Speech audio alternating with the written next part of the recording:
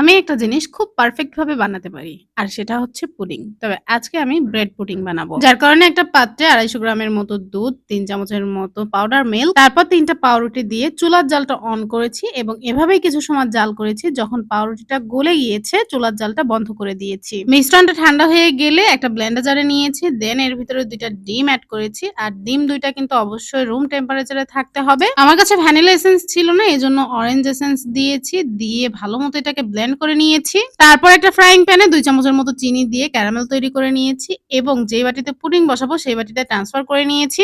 ক্যারামেলটা set হয়ে গেলে blend করে রাখা মিশ্রণটা দিয়ে দেব। ভিডিওতে যেভাবে দেখতে পাচ্ছেন সেভাবেই ঠিক ৩০ মিনিটের জন্য ভাপিয়ে নিয়েছি এবং তাড়াতাড়ি মোল্ড আউট করার জন্য ২০ মিনিটের জন্য ডিপ ফ্রিজে রেখে তারপরে মোল্ড আউট করেছি। একদম পারফেক্ট হয়েছে। আর এটা তাড়াতাড়ি ঠান্ডা করার জন্য ডিপ ফ্রিজে রেখেছিলাম, নরমাল ফ্রিজে না রেখে। তবে পুডিং কিন্তু কোনোভাবেই গরম অবস্থাতে মোল্ড আউট করতে যাবেন না, তাহলে কিন্তু ভেঙে যাবে। আর এটা খেতে সো গুড।